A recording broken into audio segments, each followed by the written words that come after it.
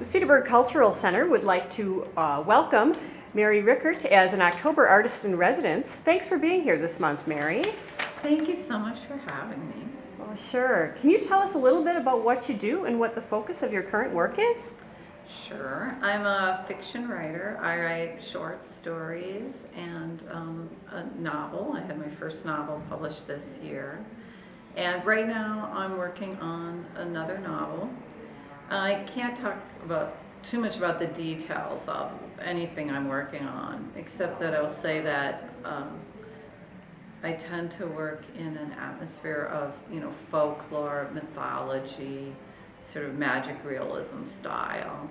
I'm also putting together a short story collection. But I don't even know how long that's going to take. Wonderful, Mary.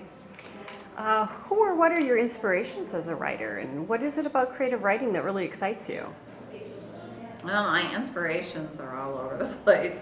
Hans Christian Andersen from when I was a little girl, and I love William Sterone, who wrote Sophie's Choice. Nothing like my writing at all, but that's the book that I go to and study again and again. Toni Morrison, Stephen King, Rilke, of course, and poets Sylvia Plath, Anne Sexton, Christopher Barzak, quite a few. Oh, Alice Hoffman. She was a big influence for me.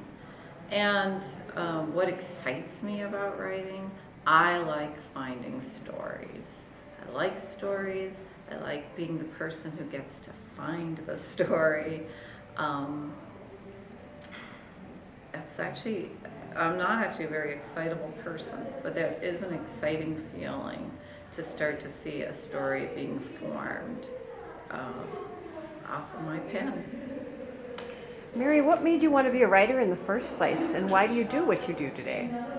I just always really liked writing from fourth grade on, and I got attention for it, good attention.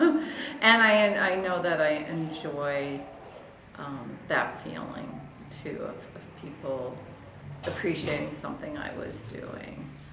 And then as I got older, I discovered that there were actually people who could make a living at it, and it seemed like, I felt like I was very fortunate at a very young age to have already found what I love to do. And it just seemed very obvious to me, eventually obvious, that I should try to make a life out of that. What kind of career preparation did you pursue, or what prepared you for your career today? I worked, I have a very odd career. Without finishing college, I got a job as a kindergarten teacher in a school for gifted children, and I was a kindergarten teacher for 10 years. And but then I decided, no, I really did want to write, and I needed to focus on that entirely. And so I quit that, and I began working all these bohemian jobs, and it was a nanny, and I said to the people who hired me, I was a good nanny, but when that baby's asleep, I want to be reading or writing. I worked very hard at reading everything I could, lots of notebooks, and I wrote and I read and I wrote and I read, and I eavesdropped, which I love to do. I did all of that, and then only a few years ago I decided that I would enjoy teaching writing, and I decided to get my master's. So I thought I would have to go to school, finish college, but I was fortunate enough to get accepted into a master's program without having finished my bachelor's. I think based on the fact that in between then I had been published quite a bit. So I got my master's in fine art from Vermont College of Fine Arts, which is a low residency program. So I was able to, live here in Cedarburg and do my work from here, send in packets of material to my mentor. Each month each semester I had a different mentor. And then about every 6 months I went to Vermont and attended lectures and writing workshops. And that pretty much catches you up to where I am. Oh, great. So what are your plans and dreams for the future as it relates to your career in the arts? I'm not a super future-oriented person, but as I'm getting older, and I hope that I can maintain a vital relationship with my writing. I hope that I can always be finding something new to say and to say it well.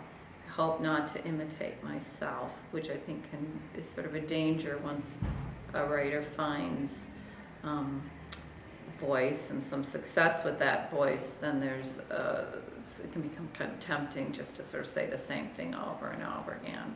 I hope to cultivate wisdom in my life and to always be ready for considering that there might be something else I want to do or in a different way. That's my biggest dream, is that I don't just become stale. Wonderful. Thank you again for being here with us this month. It was a wonderful experience to have you. Thank you so much, and thanks for supporting writers.